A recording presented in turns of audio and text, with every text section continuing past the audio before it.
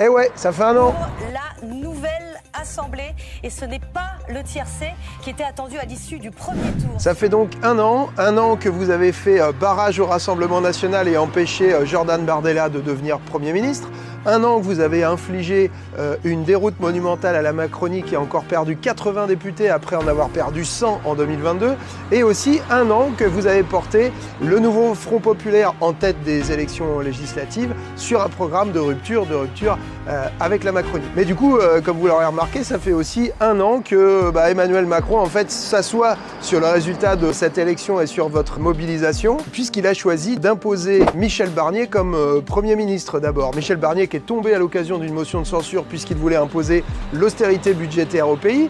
Et puis derrière, Macron nous a infligé, je crois que c'est le mot qui convient, François Bayrou, qui a fini finalement par imposer le même budget austéritaire par 49.3, qui s'apprête d'ailleurs à faire la même chose pour le budget de 2026, puisqu'il annonce déjà 40 milliards de coupes dans les budgets de l'État, des collectivités, de la sécurité sociale. Le fameux conclave sur la retraite pour empêcher finalement de revenir sur la retraite à 64 ans, contre laquelle vous étiez pourtant mobilisé. Et puis le scandale de Betterham, où sa responsabilité écrasante a bien été démontrée dans ce scandale pédocriminel. Puisque ça fait un an, eh bien Emmanuel Macron pourrait faire une nouvelle dissolution. Et oui, d'ailleurs, il a dit il y a quelques semaines dans un média qu'il ne se priverait d'aucun des instruments que lui offre la Ve République. Cette Ve République, décidément, qui offre des pouvoirs disproportionnés à l'exécutif. Alors, si jamais ça devait arriver, cette dissolution, souvenez-vous du rôle de chacun là-dedans. Alors d'abord du Rassemblement national, qui a refusé de voter la censure que la gauche a déposée la semaine dernière contre François Bayrou, et pour toutes les raisons que j'ai expliquées tout à l'heure, et puis qui continue sur son agenda raciste xénophobe.